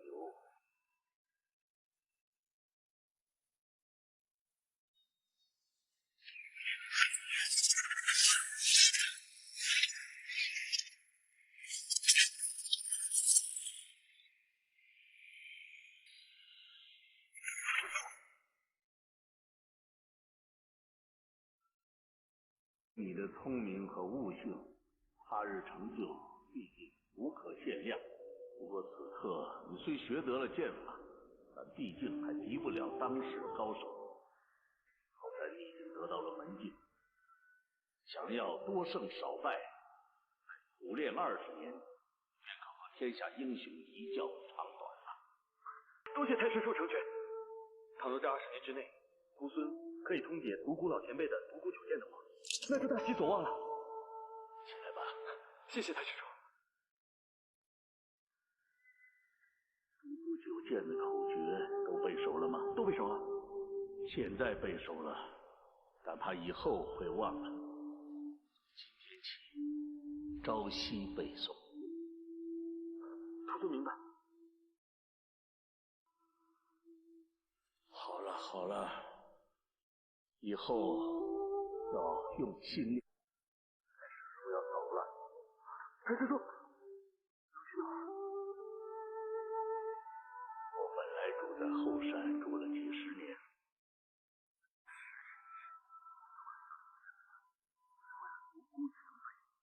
他的绝世武功不会失传。现在好了，我不走还干嘛？哦，原来是这样。太师叔住在后山，那更好了。你想，如果以后太师叔肚子饿了，徒孙给你送吃的；如果太师叔无聊了，徒孙啊就陪你聊天呢。不行，我以后再也不会讲华山派的人，包括你。啊？为什么？是不是徒孙做错了什么事？不关你的事，是太师叔自己要这么做。可是为什么要这么做呀？虫儿，我跟你既有缘，亦复投机。我暮年得有你这样一个家子弟，传我剑法，大畅老怀。有我这样一个太子叔，以后别来见我，也免我为难。我都知道。我叫你剑术的事，以后千万不要再提。就算你师傅问，也不要说。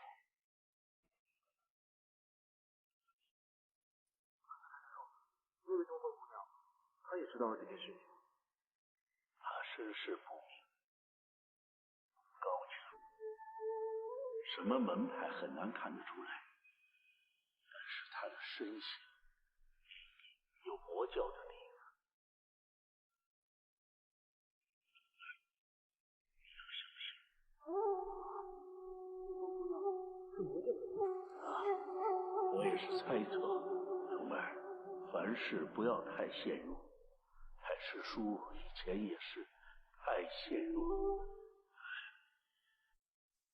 往事不要再提。总之，你好自为之。太师叔，好孩子。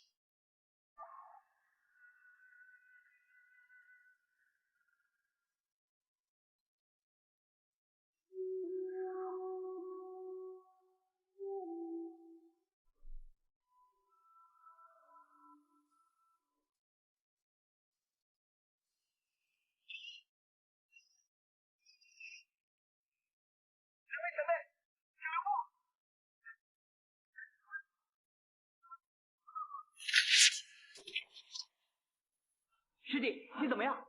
他们想不到岳不群的弟子功夫这么差。呸！岂有此理！竟敢擅闯我们华山重地！叫岳不群出来见我。呵呵，以两位的身份，自甘与小徒对招，哼，这般英雄了得，倘若传了出去，不怕被人耻笑吗？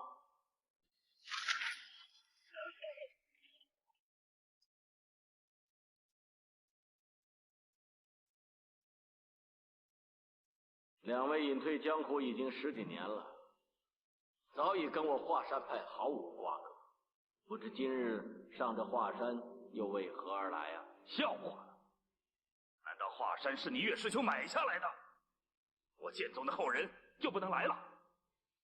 两位上的华山游玩自是欢迎，只是我岳某人早已不是你们的师兄了，所以岳师兄3个字，原封奉还。好，既然你说的这么绝，休怪我风不平不念同门之情了。当年你师父霸占华山派，行使阴谋诡计，你救他，今日可得好好算算。哦，你要算账？算什么账？怎么个算法？你篡夺华山掌门之位已20年了，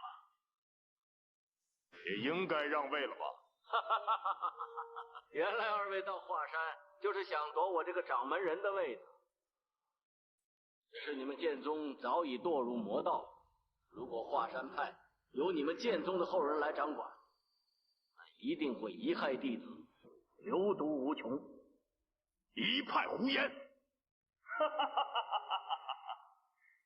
如果岳兄你领导有方的话，怎么5岳剑派又会以嵩山为敢为牛后？程不忧，你言下之意就是说你自己本领过人了。好，那我今天就来领教一下。宁女侠乃华山气宗高手，今日剑宗程不忧倒要领教宁女侠的气功，我要看看今日剑气两宗相争，谁更厉害？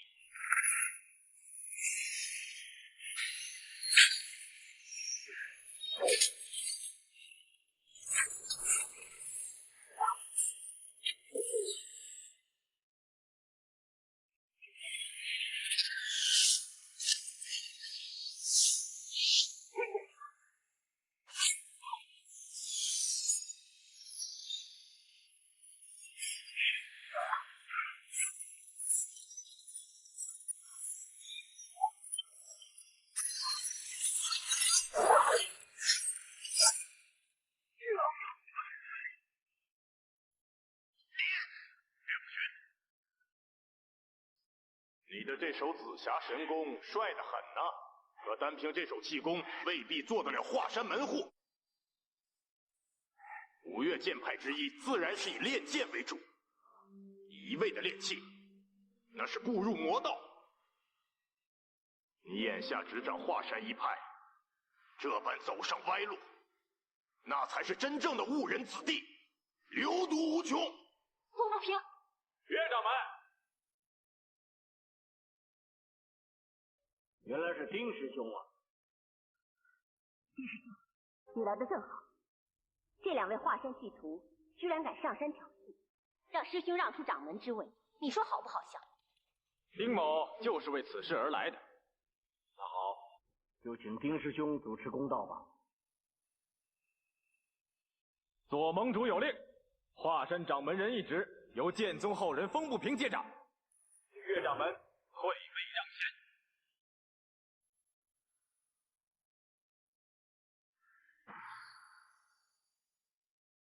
原来那天客栈里的那个人，就是你。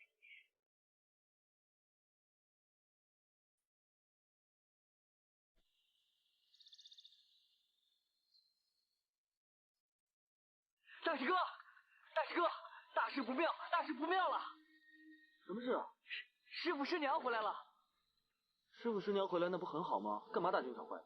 不是，事情是这样的，师傅师娘刚回来，就有几个人上山滋事生非，其中有2个人说是我们华山派的，但是师傅却不管他们叫师兄师弟。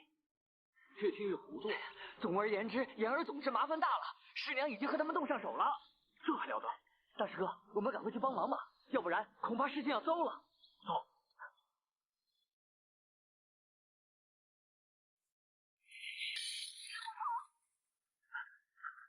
你不是说时间不到不能下崖吗？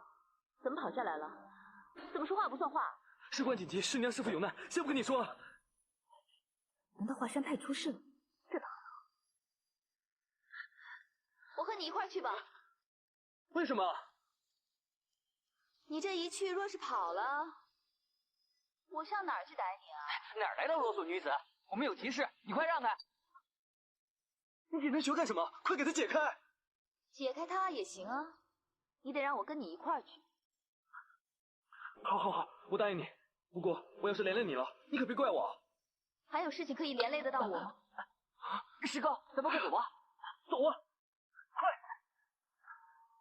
文兄，你们剑宗一支早在25年前就离开了本门，自认不再是我华山派弟子，何以今日又来闹事？倘若你们自认功夫了得，何不自立门户，在武林中扬名立万，好让岳某心服口服？岳师兄，在下与你无冤无仇，原本不该伤了这和气。可是你霸占华山掌门之位，却一味的教弟子练气不练剑，以至于我华山派的声名日衰，你有推卸不掉的责任。再说，当年气宗排斥剑宗，所使用的手段不明不白，也不正大光明。我剑宗弟子没一个服气的。我们已忍了25年，25年！今天，你必须交出华山掌门之位。当年的剑宗气宗之争，早在与你封上比试，胜败既决，是非已分。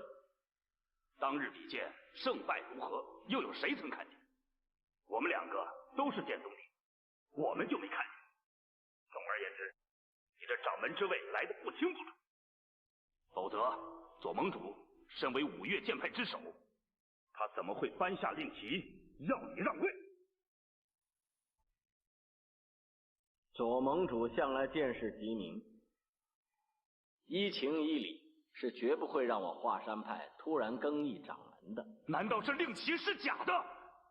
你令旗虽然不假，但是令旗是个哑巴，不会说话。岳掌门，难道我丁冕也是哑巴吗？看来丁师兄今天是非要我交出掌门之位不可喽。在下只是遵照左盟主的命令行事。如果岳掌门要一意孤行的话，请恕在下无礼了。住手！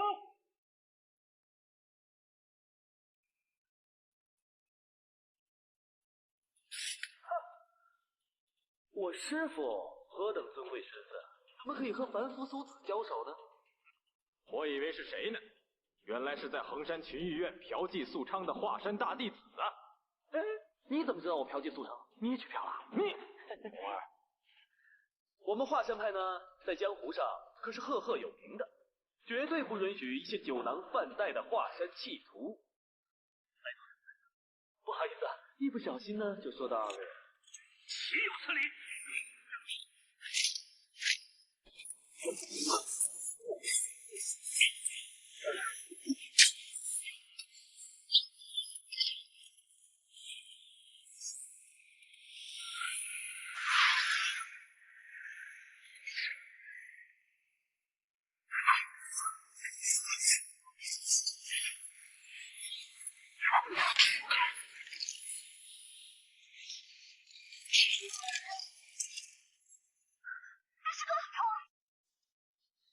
令狐冲，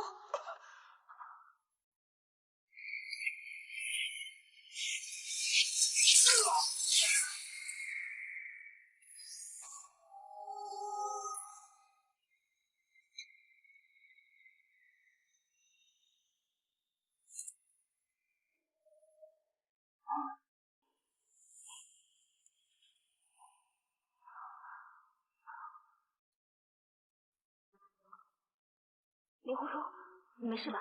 暂时还死不了。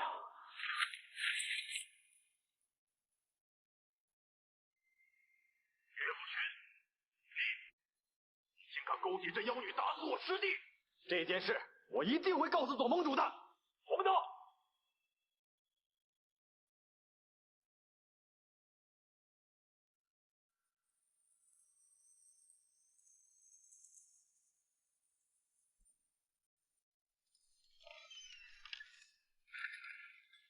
据大友说呀，他也不知道那个女人的来历。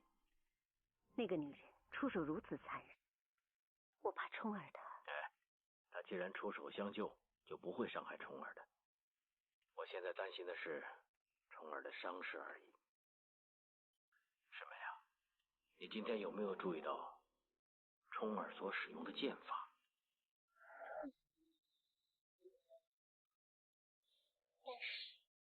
但不是我华山派的剑法。师兄，你是说冲儿她偷学别派的武功？冲儿从衡阳回来之后，就一直待在思过崖上面，应该没有机会去学习别派的武功吧？会不会是他在衡阳学的辟邪剑法？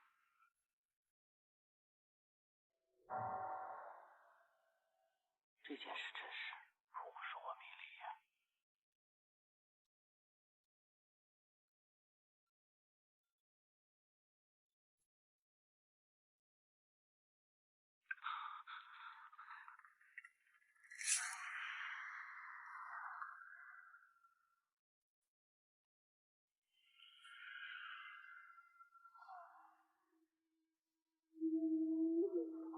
再耽误些时辰，性命恐怕都不保。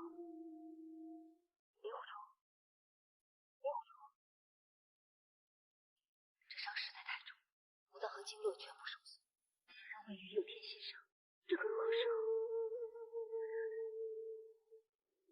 内功的内，起来。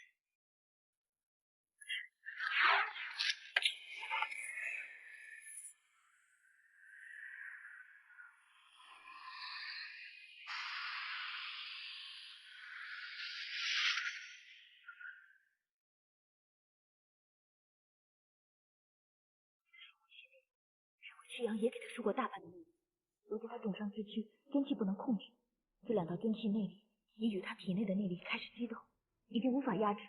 我要再给他输送内力，必须要强过原来的两道。但这样一来，原本的两道真气就增加到了4道。若是以后再发作起来，那便要了他的性命。可如果我不给他输内力，他转眼即死，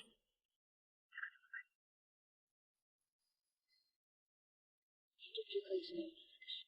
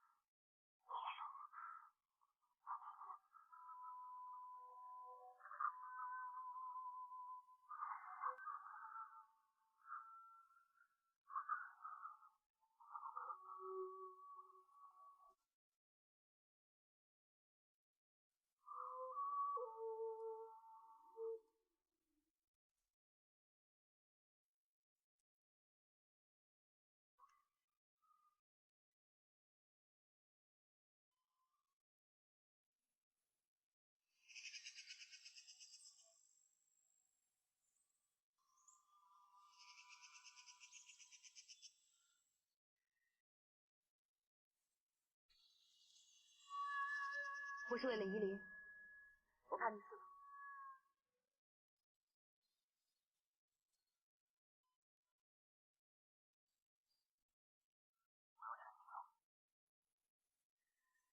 能不能起来？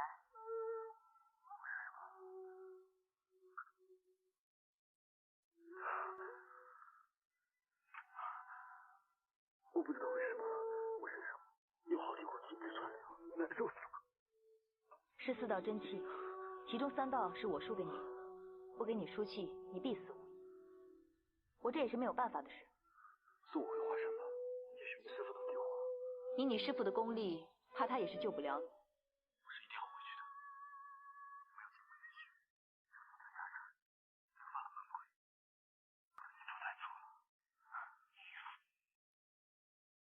心吧，我答应你。好吧。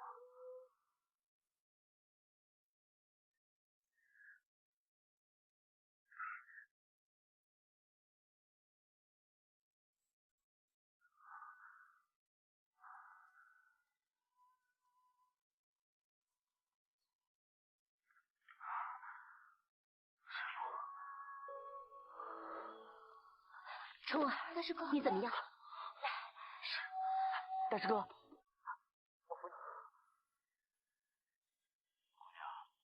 多谢照顾冲儿，不知姑娘高姓大名，是何门派？我不过是一个乡野村姑，也没有什么门派。我跟你徒弟令狐冲是朋友，他受伤了，我送他回来而已。既然小徒已经送回，不知姑娘是否用过斋饭再走，还是由岳母？岳掌门，你不介意我多待几天吧？我跟令狐冲还有约定没有完成，我暂时就不走。喂，你竟敢这样跟我师父说话！你师父对我说话都客客气气的，你一个小喽啰还敢在这里大呼小叫，你还有没有规矩？敏之，既然姑娘不嫌弃我华山派地方狭小，那我华山自然欢迎姑娘。君子剑果然君子，下回看到我不得无礼了。瘸子！什么瘸子？瘸什么瘸啊？你叫谁瘸子？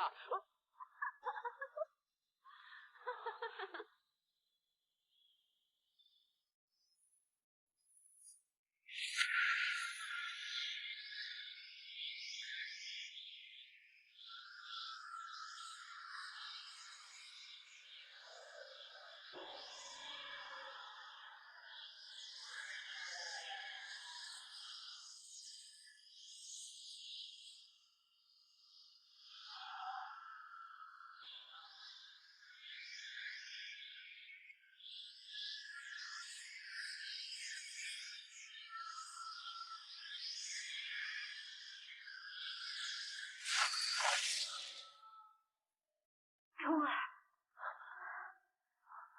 师兄，师父，冲儿他怎么样了？冲儿体内有4道奇怪的真气，看来就是被那个女子给打进身体里的。好狠毒的女人！她往大师兄体内打入这么多道真气，想让大师兄求生不得，求死不能。我找他算账去。加油！师父，不可造次。他是不是真有恶意，就很难说。有谁会凭着大号内力的危险去加害？没有人会那么蠢的。那会不会是这个女人想要给冲儿疗伤？师娘，那个女人把大师兄弄成这样，有这么疗伤的吗？这件事情极为蹊跷，看来我们要对这个女人要小心防范。你赶快想办法救救大师哥吧！现在能救冲儿的办法，就是将他体内的4道真气。可是他这4道真气非常奇怪，上下游走，左右横移，根本就不受控制。那大师哥他会不会？三儿，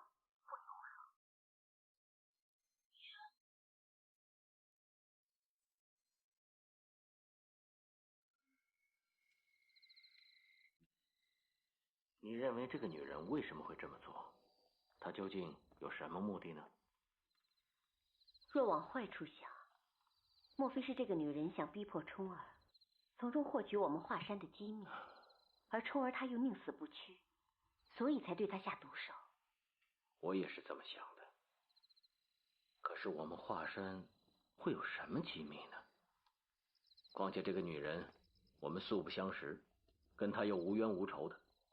就算她误会咱们华山有什么武功秘籍，她只要抓住冲儿，要挟咱们就行了。又何苦痛下毒手，令她求生不得，求死不能呢？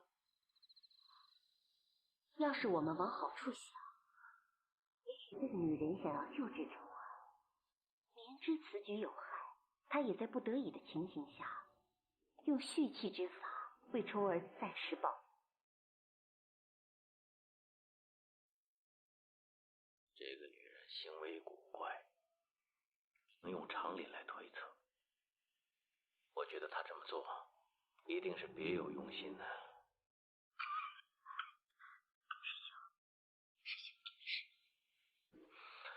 没事，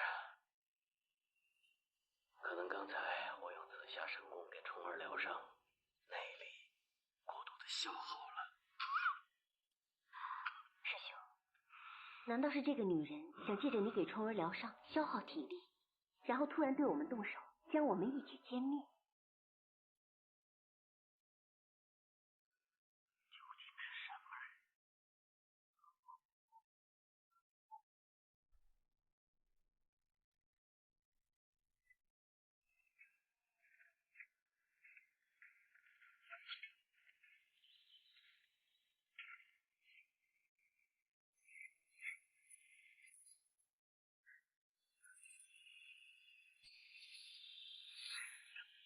师姐，看我这招怎么样？好啊，来。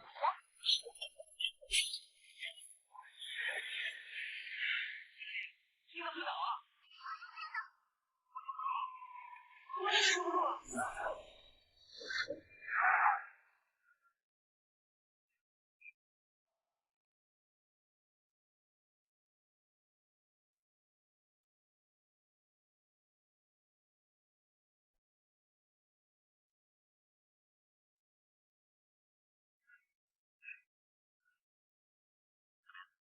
报道了吧？不许这么狡猾！再这样的话，我告诉我爹去。舍得。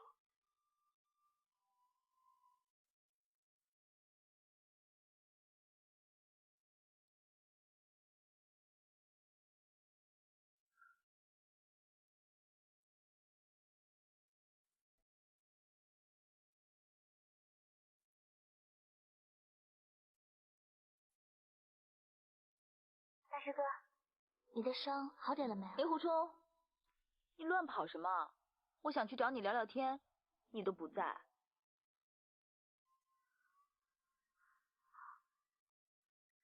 人家在那边卿卿我我的，你起什么劲啊？哎呦，你不是有我了吗？哎，对了，等你伤好了，我陪你练剑吧。我天天跟你在一起，好吗？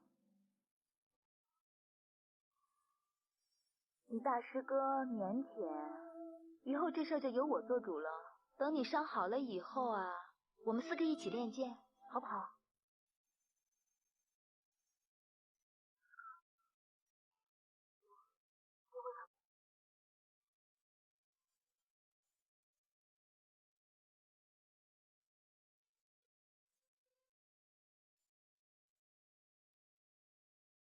我有话想单独和你说。听你的。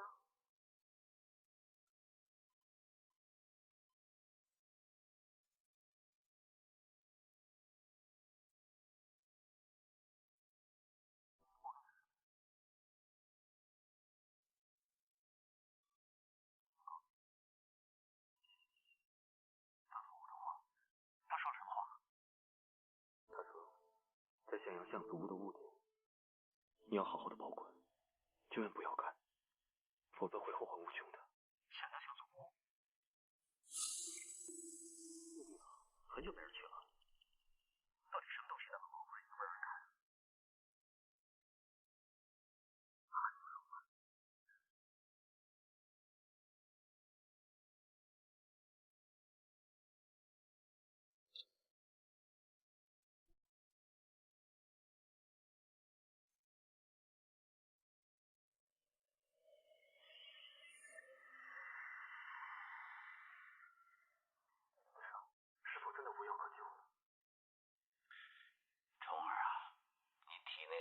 气非常的恶毒奇怪，师父一时之间也无法化解，只好先用内力将它压住了，以减轻你的痛苦。只不过从此以后，你的体内就聚集了6道真气。徒儿，你放心，师父会想办法医治你的。师父这么疼爱我，又为了徒儿耗损内力，徒儿死而无憾。哎呀，起来吧。谢师父。你还记不记得当年师父教你武功的时候，要你记住的第一件事是什么？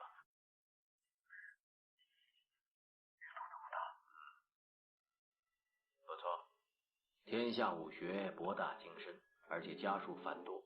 如果你因为一时贪心而偷练了别派的武功的话，那只会走火入魔，抱憾终身呢。师父的教诲，弟子从未忘记。那天你教训程不忧的时候，所用的是什么剑法？师父，弟子所用的绝不是别派剑法，但也并不是师父教给你的剑法吧？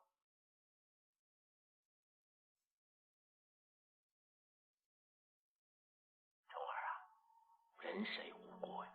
但知错能改就善莫大焉。你如果偷学了辟邪剑法，不妨告诉师父，师父是不会怪你的。师父，真的不是辟邪剑法，是受一位高人指点。是个高人，弟子答应过他，绝不能透露半句，请师父原谅。好吧，师父就不为难你了。但是你必须要告诉我，送你回来的这位姑娘究竟是何来历？她是弟子的一位朋友，叫东方白，她2度救我的命，算是我的救命恩人吧。那你体内的几道真气呢？是她为了救我，输入在我体内的。你知不知道，她这样救你，其实是害你。你现在的身体已经大大受损了。但若不是他出手相救，弟子早就死了。我的命算是捡回来的，如今只是受损而已，弟子谁也怨不得。这姑娘究竟是何门派呢？知道她武功极高，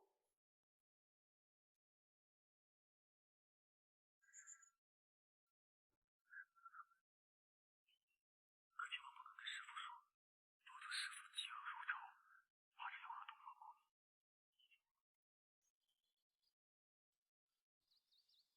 我说，刚刚我们经过的地方，就有一大片很好的野菜，干嘛偏偏跑到这么远的地方来采？而且这野菜也不怎么好啊。你不用管我，我习惯在这边采了。我当然不能管你了，只是有些人的眼光总会有一些偏差的。有些人啊，捡到了金子就当黄金，可是有些人捡到了金子却当成是稻草。我说你大师兄对你那么好，你怎么就看不见呢？像你大师兄这么好的人呢，你不稀罕，有人可是很稀罕的哦。你稀罕？是啊，我稀罕，不可以吗？你自己开心就好了，干嘛跟我说这些？因为我怕你有一天会反悔啊，想把它抢回去。这样的话，我可是会很伤心的哦。你放心吧，无论如何我都不会跟你抢的。那我就放心了。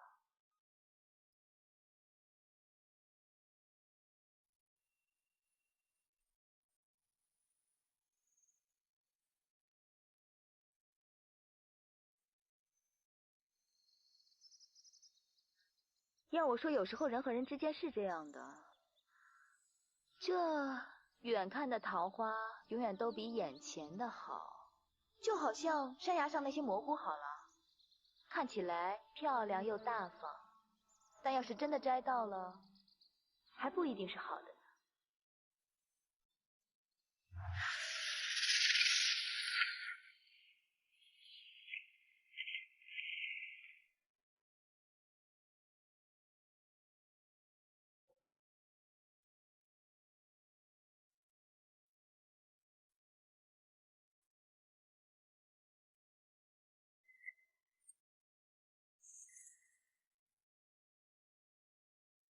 果然这母没有我篮子里面的好。我摘够了，走了。